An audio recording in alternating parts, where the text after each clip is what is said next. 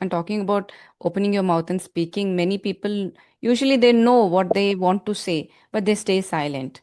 They are not able to open their mouths. So, what could be the reason? No, Sophia, you said this word. I should have used this word. That is not how judgment comes. Judgment comes through body language. Mm. And this judgment just shatters your confidence. And if you met a complete beginner, what would you advise them not to do during their first 6 months of learning English? You have to Mm. learn grammar in a practical manner through activities. And second कर रहे हो English सीख रही हूँ कैसे जो भी मेरे दिमाग में आता है ना मैं उसको इंग्लिश में ट्रांसलेट कर दूँ मैं खाना बना रही हूँ आई फूड मेकिंग Mhm. मैं घर जा रही हूँ I house going Good afternoon and welcome to today's session. How are you doing? I am doing very well thank you so much for asking how are you doing I'm doing pretty well as well. So, are you having a busy day? Too many things to do? I usually have very busy days I am quite an workaholic by nature Oh. and the day starts as early as 6 in the morning. I begin sessions as early as 6 in the morning and I wind up the day with work at 9 p.m. So that's true. I usually have pretty busy days. That's great to hear. You're workaholic. Oh my God. Okay. I'm the opposite of that. Okay. Okay. So I've spoken to a lot of trainers, but first time I am talking to trainer of trainers, right? Yes. So okay, Teacher Miss. trainer. Yes, teacher trainer. Okay. So we'll start with the introduction. So please tell the audience about yourself, please. Okay. My name is Sofia Gulwala. I have been in the communication industry from the last 19 years. Currently, I'm working as head of trainers for Speakify English. And in these 19 years, the first decade, 10 years, I worked as a communication coach. And in the last 9 years, I've worked as a teacher trainer. You can say trainer manager. So my job was to train trainers from induction, training, promotions to seeing where best they can be used in our field was my job. And I think these last 9 years have been very enriching because not only did I pass on my tricks of the trade to the other trainers, there's a lot that I understood about human psychology as well. Mhm. So as a trainer, your job is, I won't say it's a mechanical job because training, that is communication training, can never be mechanical because it's not like math or science where there's a specific formula, there's a specific concept. Every day is a new challenge. Every conversation will help you understand another area of improvement for the learner. So training was a different ball game altogether, and teacher training is a different ball game altogether. So any challenges or whatever is the your biggest challenge while training the trainers? Okay, a lot of people who want to become trainers are usually people who have a good command on the language. Now, there's a difference between you having a good command on the language versus you teaching the language. When you teach the language, when you're a teacher, you need to understand the perspective of the learner. And number two, you need to come down to the learner's level. Mm. Most people, while training, do not understand this. They want to give their set of expertise to the learner without understanding whether the receiver is standing with that capacity or not. It's like Shanta has 2 liters of milk with her, and Sophia is standing with a 200 ml cup. Shanta is wanting to give, so she pours the entire 2 liter milk into Sophia's cup. But now that the cup is only 200 ml, how much will it take? That means a good amount of the knowledge that you're trying to share with people, information that you're trying to share with people is wasted. So Mm. most learners and trainers are in this capacity of 2 liters and 200 ml. So we need to understand that, okay, if the cup can only contain 200 ml, give as much as the learner can take. So I think Mm. this was one area that I find it most challenging for trainers. These trainers need to understand that at what capacity am I teaching? What is the level of the learner? Because training can never have one solution fits all problems. Never. Mm. You are supposed to customize your session with every class, every learner. The day I take a session on day one versus the session that I take on day 20, day 40, day 60 is very different Mm. from my linguistic ability to what nuances of language am I teaching them. So initially, it'll be more of vocabulary. sentence structures, then probably we'll go on to voice modulation. But body language, eye contact, that comes in much later. So I can't bombard the learner with everything on day one itself. So, how gradually do you increase the process? What level the learner should be achieving at what stage of the course? These are few challenges that are there when you're teaching people. Because somewhere that urge, that need to be a perfection from day one is there with people, and that has to be curbed. Neither I have to be a perfection on day one, neither the learner will become the perfect candidate on day one. So, these are a few small challenges, but I thoroughly enjoy my job. I love my job when it comes to training trainers. That's right. So I think almost 2 decades you have spent in this industry, right? So the first 10 years, I think you were dealing directly with learners, and now you're dealing with trainers. So which one did you enjoy the most, or do you enjoy the most? Honestly, I still take up a few students. It's not like I've completely left training students. But yes, a major part of my role is to train trainers now.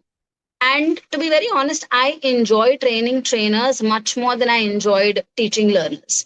Because there's a level of expertise that I have that I think I can give my fellow trainers, and then they can, start their own legacy and their journey ahead. So, nonetheless, the experience of teaching students cannot be said that it's less important or less fun, because my knowledge comes from there. That was my source of knowledge. So, all what I give ahead comes from what I did in the first 10 years of my career. Whatever I learned there, whatever I acquired from those 10 years of experience is now getting passed on to people as a legacy forward. And that is, like I said, that goes ahead as a legacy by them.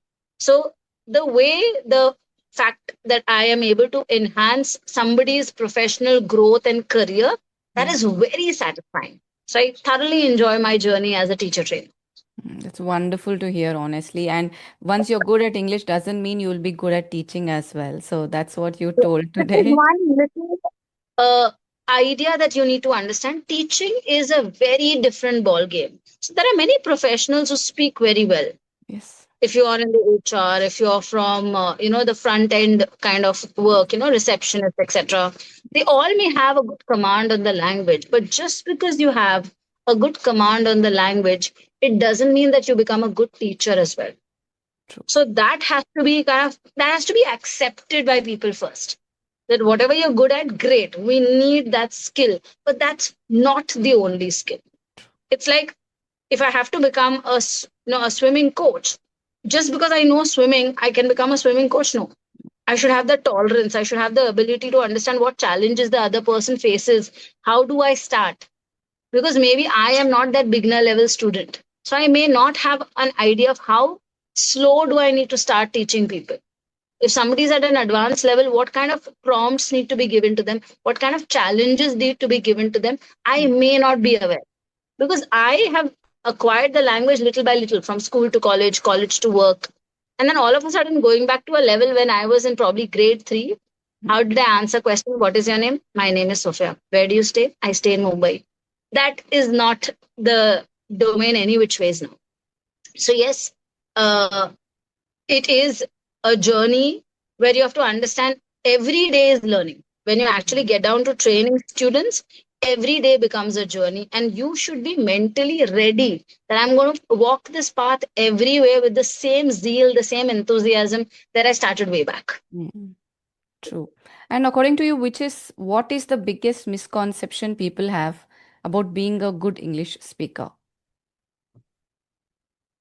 Okay. Now, most people who believe that they are good speakers, okay, that I am able to speak in English, are usually looking at three factors. Number one, if they know their sentence structures, they know how to create a sentence, basically. So their sentence structures are good, their vocabulary is good, and they're able to put the information in correct chronology. Mm. They feel they're good communicators. But that is one part of communication. Communication includes much more. And the biggest factor is what the listener wants to hear. Because at the end of the day, you don't communicate for yourself, you're communicating for the listener. And if the listener is not able to make sense out of what you're saying, then whatever good words you've used, however fancy language you've used, whatever adequate, perfect sentence structures that you've used are of no use. So language is one part of communication, and the other things like eye contact, gestures, smiling during a conversation, all these are ignored aspects of language. Voice modulation. Mm. Like we Indians are very famous for talking. Yeah, I'll call you. Okay, 5 minutes. Yeah, okay, okay. That's how people talk. They do not even open their mouths when they talk. And this I'm saying with like a lot of ownership because 19 years I have been training people, and I can't say 10% of the people also that I've trained have, you know, started speaking by opening their mouth. Okay. Just yeah, yeah, okay, okay, I'll call you. Yeah, thank you so much. Okay, bye bye. I was like, how will you be able to use voice modulation? How will you be able to articulate your thoughts with a lot of energy if you don't even open your mouths? Like, that's bare minimum. So I Yes. think these are a few things that people need to keep in mind. Yes, your sentence structures matter. Yes, your vocabulary matters. Mm. How organized your information is matters. But these other nuances matter as well. How do I distinguish you as an identity versus probably Gemini, ChatGPT, Claude? Because probably they also speak with that same format of speech. So you being a human, you have to use voice modulation, you have to use eye contact, you have to use gestures, your body language to come across as an effective communicator. That's true. And talking about opening your mouth and speaking, many people usually they know what they want to say, but they stay silent. They're not able to open their mouths. So what could be the reason? That's a different issue altogether. You know, sometimes you know the answer, like somewhere the answer is right here. You know what the person is asking, you know what the answer is also, probably, but then you don't say it. Now, Yes. here the reason that I understand is that probably you're not comfortable sharing your inputs with people. Fear of being judged is one of the biggest fears that most people have. Mm. And I think judgment usually is not verbal. Let's say if I'm talking to you Yeah. and you are able to identify some mistake that I'm making, the judgment will not come verbally. No, no, no, Sophia, you said this word. I should have used this word. That is not how judgment comes. Judgment comes through body language. Mm. And this judgment just shatters your confidence. True. If this has happened to you repeatedly, twice, thrice, maybe more than that, then even when you know the answer, it's right here, it's right here, you know, it's just on its way. It's like the delivery man is standing there, he just has to press the doorbell. You don't muster the courage to ring the bell. That is what happens. So very important for any English language person, you should have the confidence to communicate. And that is a process that will happen over a period of time. You Mm. don't expect to become confident overnight. If you have any such misconceptions like this, trust me, it's going to be very difficult to communicate. Mm. You have to be realistic. So understanding the fact that yes, I will make mistakes, understanding the fact that yeah, there will be some errors, I will be making some some mistakes, all my aspects of language may not be perfect. If you're able to accept that and then start talking, trust me, you're going to see a very different aspect of yourself when you communicate. So to all people out there who feel, I know how to say, I know the answer also, but I can't say, you have to be, you have to be ready to accept that I'm going to be making some mistakes, and that's fine, because if you don't try, you'll never be able to do it. Yes. The first step is always difficult.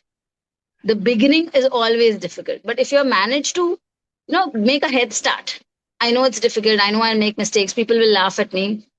If you're ready to take all of that, trust me, a few weeks will be difficult. And then months and years of journey ahead will become very easy. Definitely, I totally agree with you. And another challenge is I don't have anyone to practice English speaking with.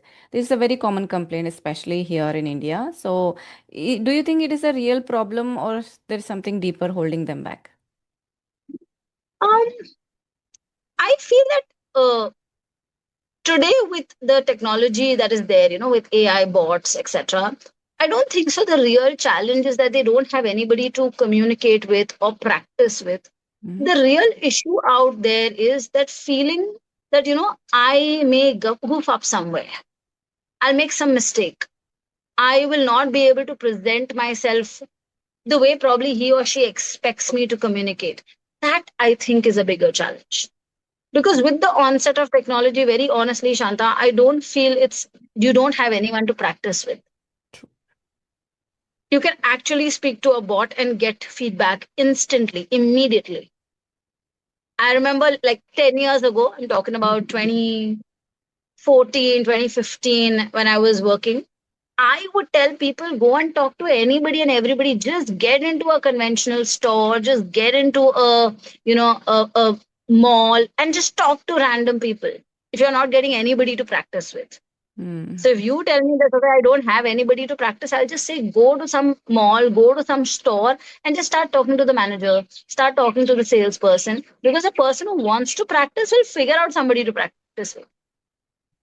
But Yes. more than the practice, and I don't have anybody to talk to, I don't have anybody to practice with. The problem is here. I am scared of judgment. I'm scared of being ridiculed. I'm scared of getting those vibes from people के आता नहीं है तो क्यों बोलते हो ठीक है ना हिंदी में बोल लो that mindset, that somewhere that idea is stuck in your head. You need to get rid of that. Yes. Like they say, no, people will say something. If you speak very well, still people will have some inputs for you. If you Mm. don't speak really well, people will still have some inputs for you. Fair enough, let people have their inputs. Yes. If I need to run this race, I need to run come what may. If we set that in our head, I think it becomes very easy for you to be able to communicate. I don't think so. These challenges will then exist that I don't have anybody to talk to, there's nobody to practice. And in today's time and age, I think it's a very difficult thing. Today, Mm. you can just talk to anybody, like strangers, like through some of these social media applications. I really don't think so. You have a dearth of choices when it comes to practicing with someone. True. That's what I say. Definitely, I totally agree. You have a lot of AI applications. Whichever platform you open, it has an AI. You can talk with it, have conversations with it, and also humans.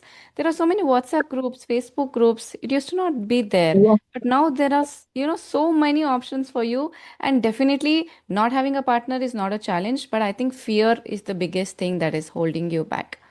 Somewhere. Yes. And if you met a complete beginner, what would you advise them not to do during their first 6 months of learning English? First and foremost, like most important thing, don't learn the language by learning grammar. Okay. I've met a lot of beginners in my profession. 19 years is a very long time. You meet all kind of learners. And most beginners that I've met, they say, ma'am, आप grammar सिखा दो फिर English आ ही जाएगा. And they want to learn grammar the way they learned it in school. Subject plus verb plus object. Mm. Subject plus verb plus ing plus object. I was like, सोच के देखो. Shanta asks me a question. Sophia, what are you wearing today? So I say, I'm wearing like a pink color shirt and I'm wearing blue color trousers.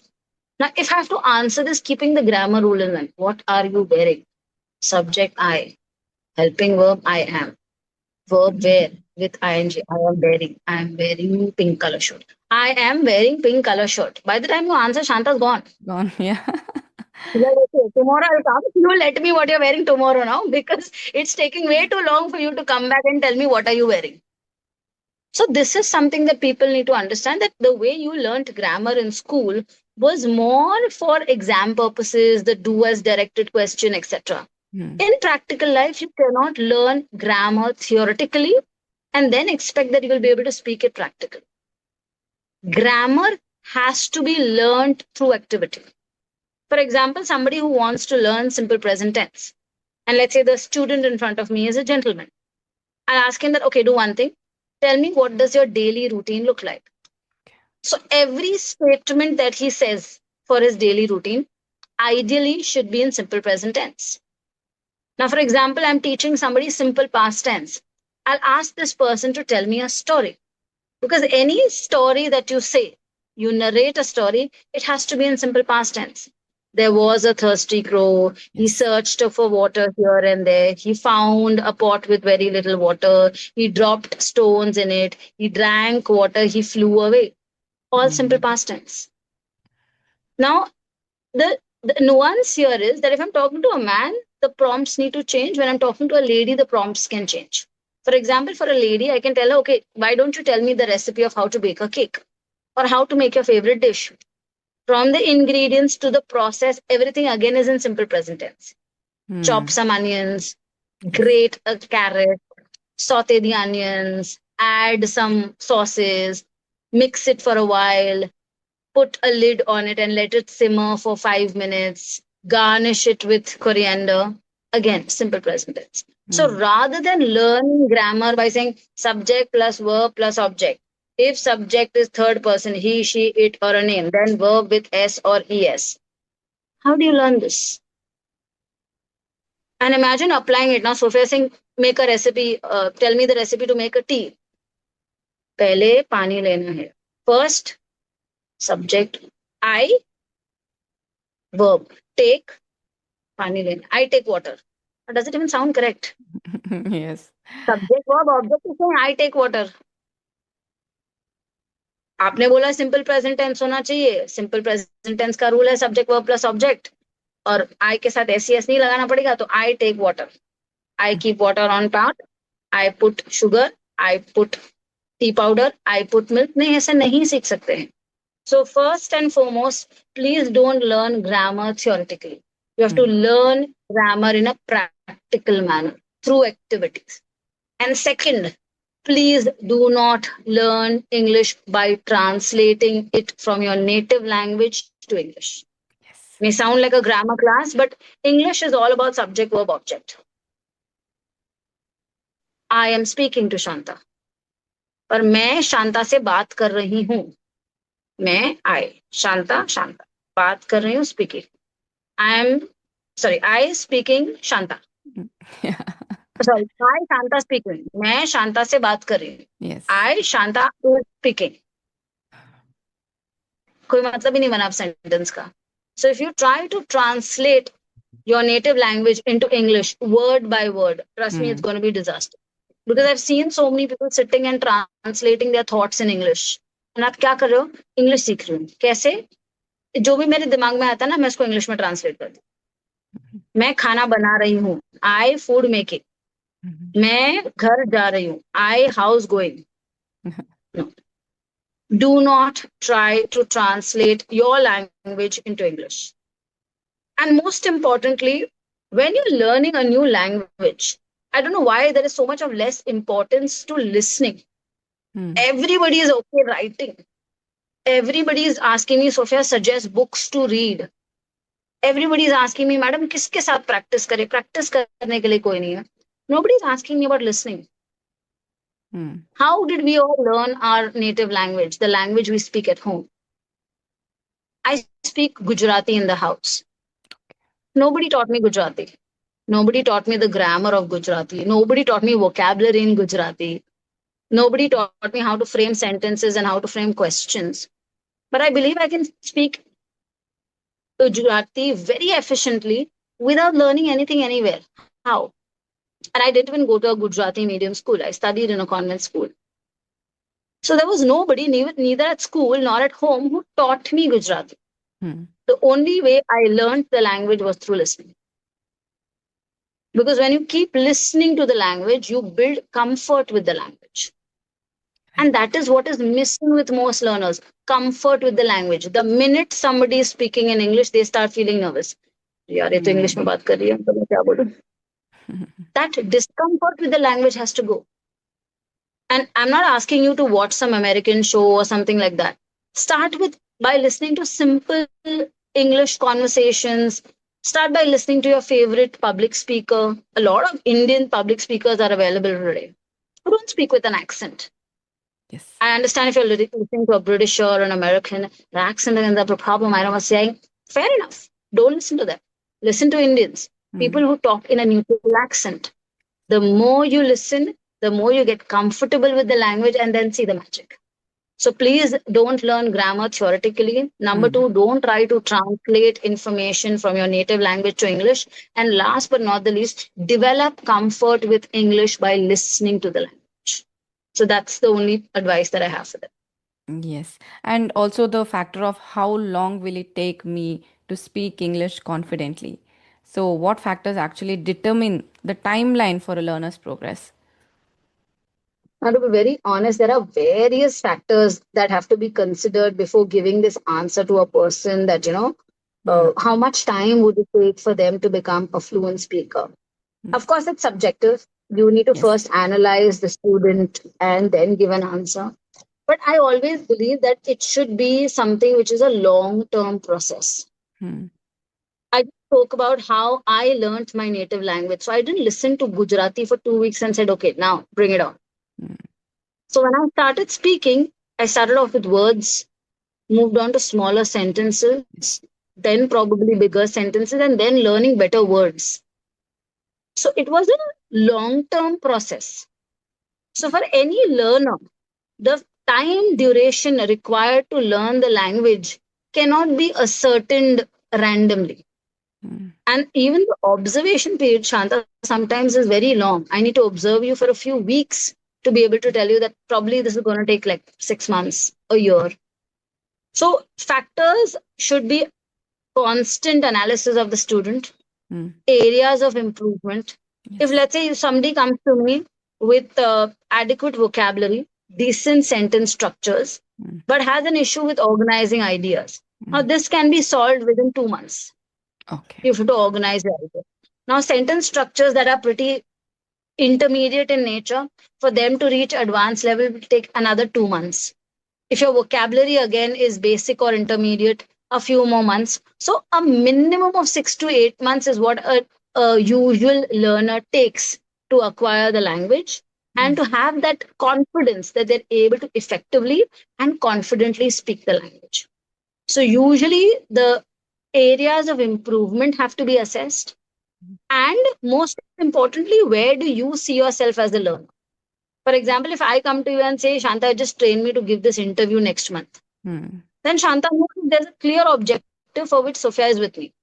There's Yes. an interview next month, and there are a few set of questions that are usually asked in interviews. So if you train me enough on those questions, I'm good. But if I'm not looking at just the interview, I'm looking at my life beyond that interview. Hmm. 5 years, 10 years, 20 years. I start at a particular designation. I want to see myself somewhere after 3 years. Then I see myself somewhere else after 5 years. And Hmm. maybe at a very senior position, maybe something like a subject matter expert after, say, a decade and a half. Then I will always need a long term program. Like I said, there are many nuances in language. We Hmm. start with the basics I mentioned: vocabulary, sentence structure, organization of ideas. And then you move on to nuances like body language, eye contact. Yes. I've seen so many people giving interviews like this.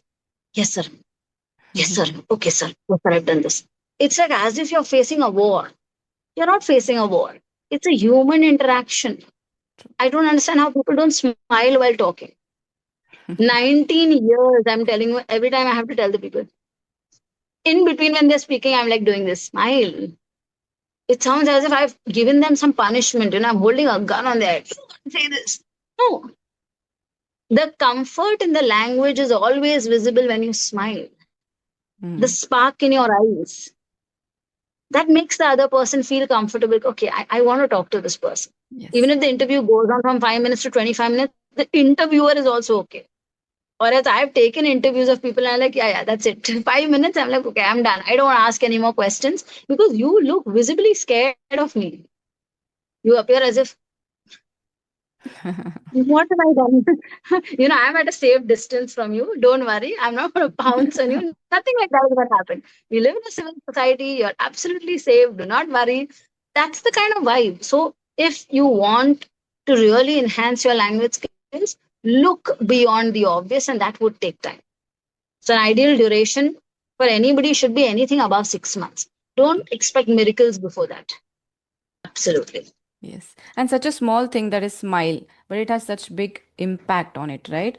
So, what is one piece of advice about communication that completely changed the way you teach, learn, or interact with people? What is one biggest like piece of advice in regards to communication? Language, the nuances are different. Yes. Communication, it's very clear. Understand whom you're talking to. Your audience decides how you communicate. Mm. If you've just understood this one aspect, communication, training, teaching, everything becomes easy. Because Mm. if you've not understood your audience, Yes.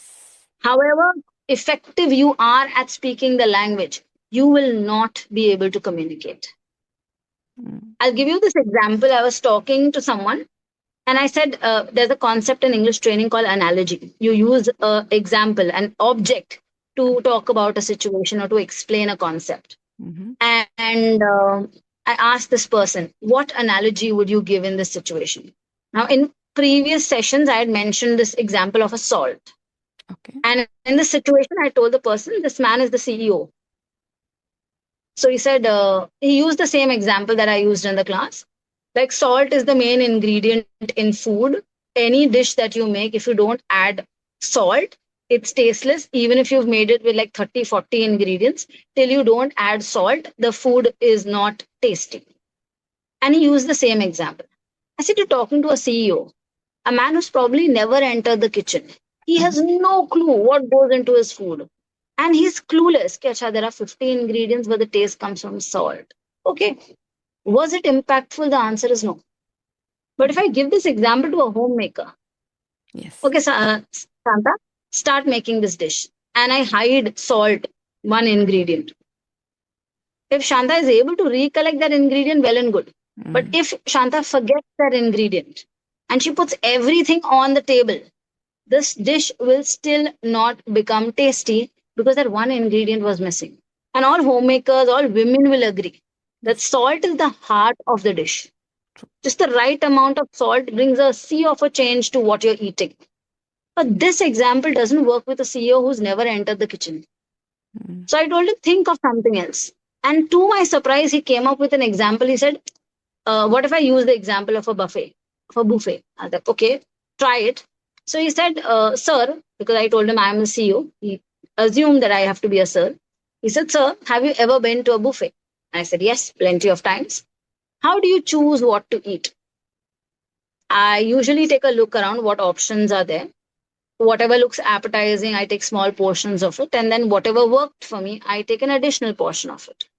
He's saying exactly that's how it is. I think we were talking about social media then. And he said social media is also like the buffet. Try Mm-hmm. everything and then use something that works best for you. For example, if you're somebody who's a content creator creating short content, then Instagram is your place. Mm. If you're somebody who contributes to long videos for content, then YouTube is your place. Mm. If you're somebody who plays around with videos and pictures, again Instagram is your place. If you're somebody who's doing professional communication and professional inputs have to be given, then LinkedIn is your space. And I was so impressed by this student because he finally figured out that salt will not work with the CEO. Mm. Because when you tell about cooking and food and things like that, he's confused.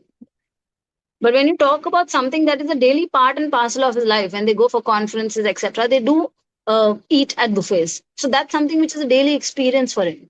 To draw attention from a buffet to his life is going to be way easier than giving a cooking example to him. Mm. So this is Yes. something that you have to understand about communication.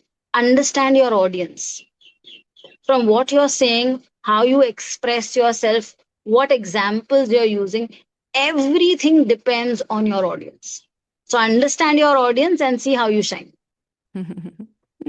Yes, that's a great piece of advice. And thank you so much. We are running out of time, just 2 more minutes left. So, anything you would like to add to the session before it gets disconnected? Okay. When it comes to communication, when it comes to interaction, I just have one thing to tell all learners that you need to give in your best without presuming, assuming, expecting anything from anyone. Go give your best. The sky is open for everybody. Yes. Okay. And we all can fly, we all can thrive. It's just that the initial few steps are going to be difficult. Mm. Take those few difficult steps, Yes. stay consistent in that journey, Mm.